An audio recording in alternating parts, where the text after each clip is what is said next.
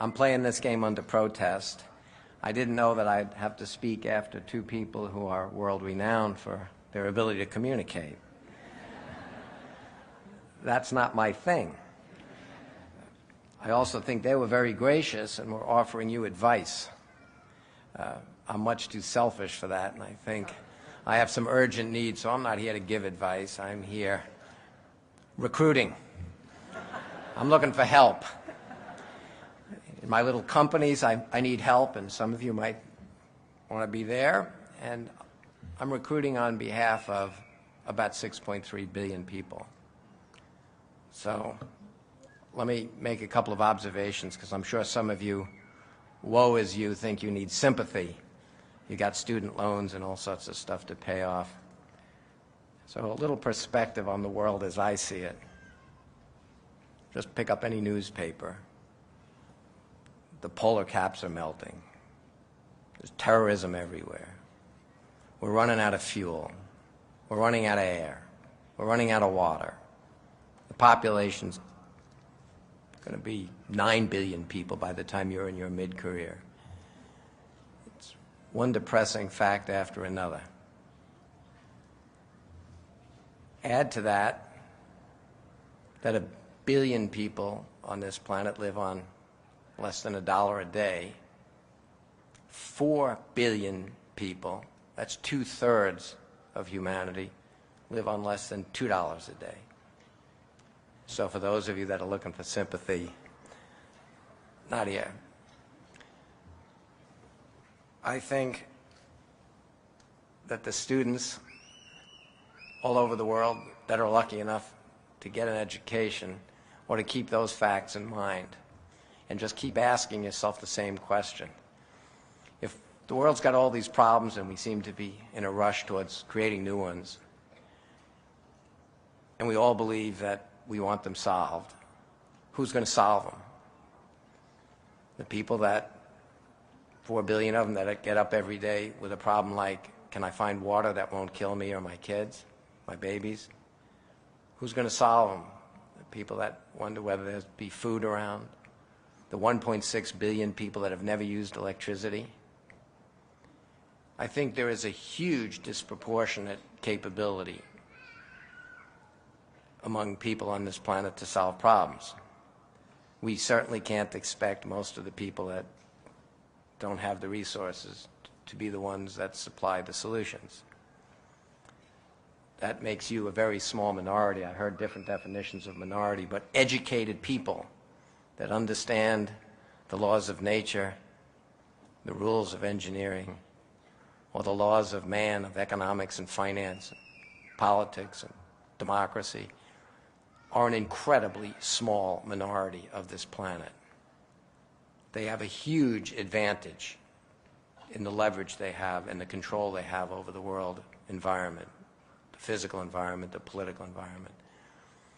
And you don't have to be a historian to note that most of the time that leverage is used to help the rich get richer. You can all think about how your education is going to enrich you. I think you also ought to remember that if you're going to solve all the problems that we're facing in this world, it's unlikely that the people and ideas that got us to where we are either the people or ideas that are going to get us to a different place. It's going to require new people with new ideas.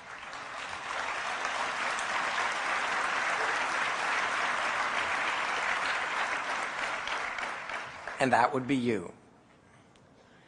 And I think one of the new ideas, by the way, if I sound pessimistic, that couldn't be further from the truth. I am more optimistic now than I've ever been in my life, because the power of technology allows us, like through the internet and through satellites, to get ideas instantly anywhere in the world. The bad ideas will get there too, but the good ideas can move instantly. Resources can move instantly. I'm a tiny, tiny little company. I have 2 villages in Bangladesh that I'm electrifying with boxes the size of this podium. They've been running for 24 weeks on nothing but cow dung. I have a village in Honduras that we're supplying absolutely pure water to with a box the size of this. Supplies enough water for 100 people. Yeah, I have a day job and we make stuff for people that can pay for it today. But the idea that the world is moving to a place where I think really good ideas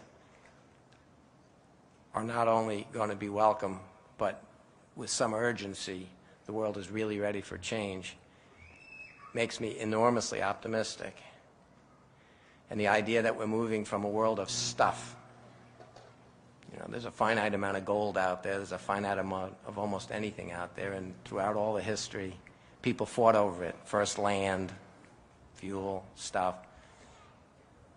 But in your generation, the most value that will be created isn't stuff anymore. It really is ideas. You know, the internet is an abstraction. You know, the value of Google exceeds the value of all the car makers.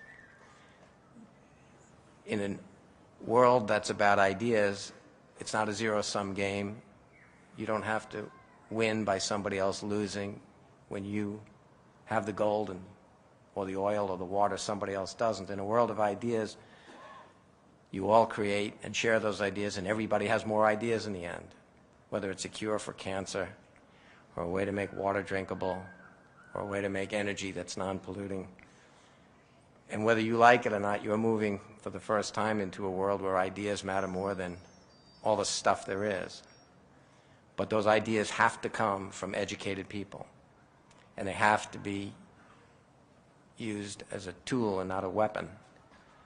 And that's the biggest change that's happening, because I think we're also facing a world where finally people are realizing we're all going to succeed together, because the leadership of the educated will help the rest in this world where it's not a zero-sum game, where 4 billion more people creating new ideas will make us all richer, not compete with us to make us all poorer. But in a world where ideas matter, where the educated people can lead and help and be cheerleaders for everybody else instead of competitors, the rate of change for the positive could exceed anything you can imagine. The alternative to that is something that's unimaginable. So I would beg every educated person in this world to remember every day when you get up, you're an incredibly small minority of all of humanity. And with all the privileges that I understand it gives us, I think it gives us an enormous responsibility to be leaders that do the right things for the right reasons, and remember that you can be doing good while you're doing well. You'll all go out and get good jobs, but you'll make your living by what you do in those jobs. You'll make your life by what you give. Have a good life.